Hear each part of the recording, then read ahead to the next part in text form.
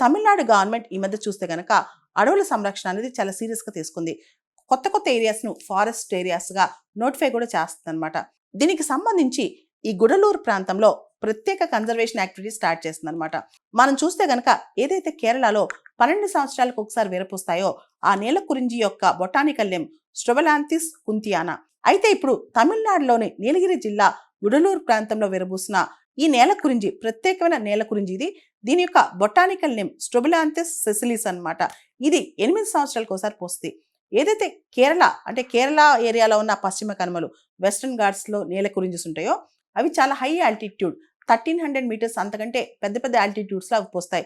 అదే తమిళనాడులో గుడలూరు ప్రాంతంలో చిన్న లెస్సర్ ఆల్టిట్యూడ్స్లో ఉంటాయన్నమాట. అంటే తక్కువ ఎత్తులోనే ఈ నేలకురింజీలు విరబోస్తాయి అన్నమాట. ఈ నేలకురింజి అనే పూలు చాలా అద్భుతంగా కనిపించేస్తూ ఉంటాయి.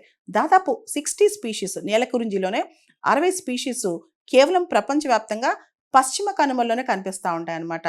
కొన్ని స్పీషీస్ సంవత్సరానికి ఒకసారి పూస్తాయి, కొన్ని 4 ఏళ్ళకి ఒకసారి పూస్తాయి, కొన్ని 10 ఏళ్ళకి, కొన్ని 12 ఏళ్ళకి ఇలా నేలకురింజిస్ పూస్తూ ఉంటాయి అనమాట. లోకల్ కమ్యూనిటీస్ కూడా ఇది చాలా ఎంటైసింగ్ అండ్ ఫ్యాసినేటింగ్. ఆ టైంలో టూరిజం కూడా అక్కడ చాలా ప్రమోట్ అవుద్ది అనమాట. బటర్ఫ్లైస్, హనీ బీస్, ఇతరత్ర ఇన్సెక్ట్స్ కూడా అక్కడికి వస్తాయి.